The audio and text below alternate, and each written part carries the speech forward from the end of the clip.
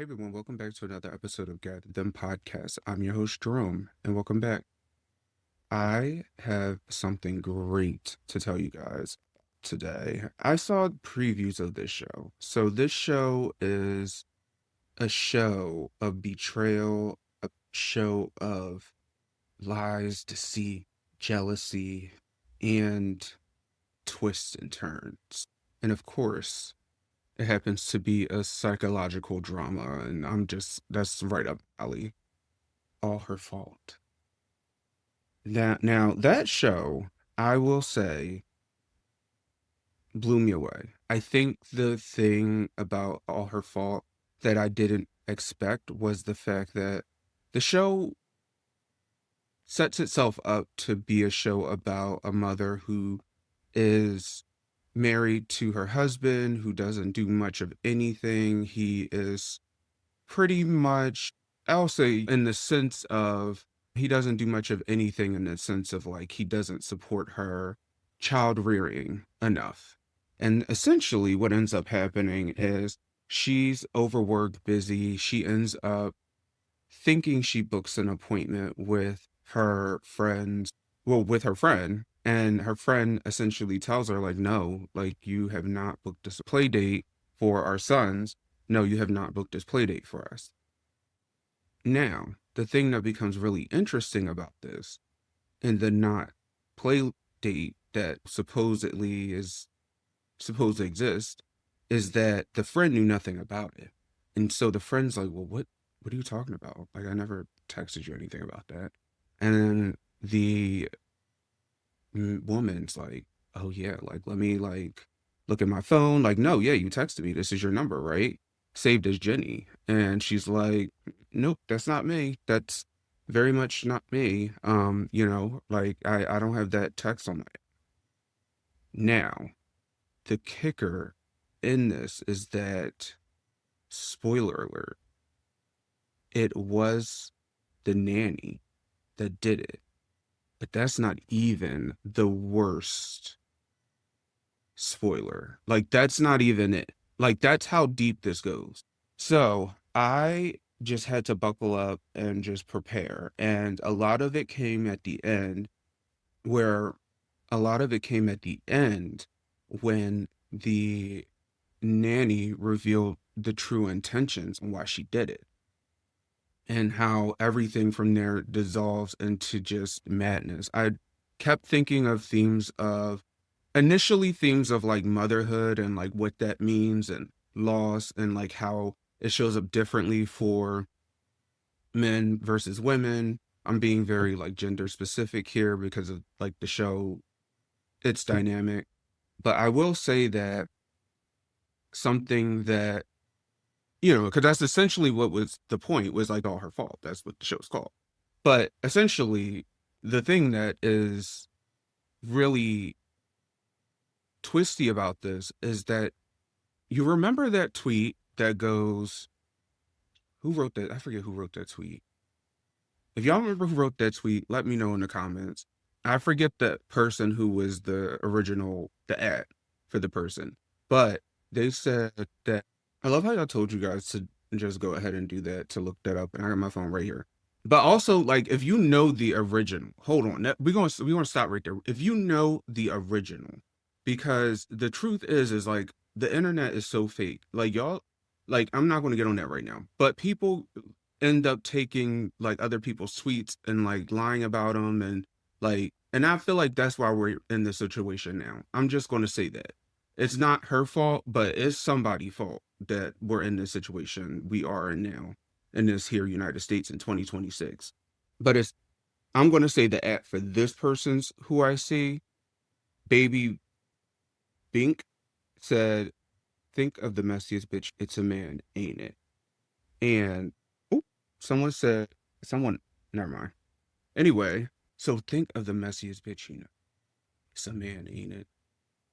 That's basically the show. And I thought that this show was going in one direction and in another direction, because it started to feel like, well, the loss of this child was everybody's fault, because essentially no one did their job and everyone lied to each other about everything throughout the show. And I think that's evident which I think is also another thing that the show really touches on really well, is this loss of integrity between characters and how they feel about each other, and how that even dissolves into this mess where you don't really know what's true and you don't really know what's not true, because some of the things are true and then some things aren't. And you're left kind of wondering, like, okay, well, what the, like, that was one of the wildest shows I think I've watched in a while. I will give it up to the actors and actresses. They were amazing. I thought the soundtrack was really amazing too. Another thing I thought that was really well done was the way in which the detective, I believe his name was Carneas, he really did a good job at following through. Like, I really I like that, because I'm someone that is very much a 5-1 projector. So I'm like, I'm gonna investigate. I like, if it don't curl all the way over for me, I'm not gonna be the one to let that slide. I'm not, I gotta circle back.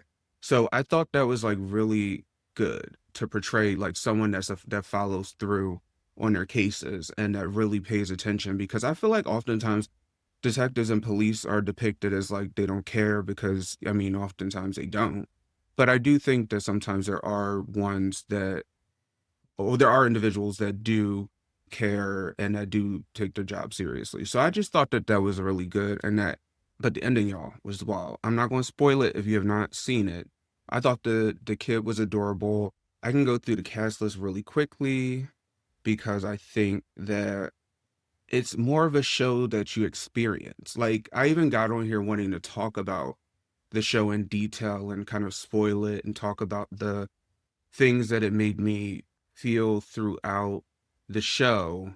The moments where I was like gripping my chair, just like trying to, like, gasping. Like, my roommate heard me gasping because this show was so freaking good. I think that anyone that is into a good, I also think that, I will also say, like, as a content warning, that if you are someone that is sensitive about children and the context around that, I would say this show might not be for you. But I also think that it's an interesting experiment in like stretching yourself because of what ends up happening. And then there's so many different discussion points of, again, like the idea of motherhood, adoption, the idea of the patriarchy and the family, like how the lies, how I guess the little lies end up turning into be the ones that matter the most and can essentially get someone kidnapped. So I think that it's something to, if I was in school, I probably would do like a case study on this show. Like, I think that that was probably what I would do. I would probably do, if I was still in social work school. Oh my God, why my mouth do that? And then I cough right into the mic.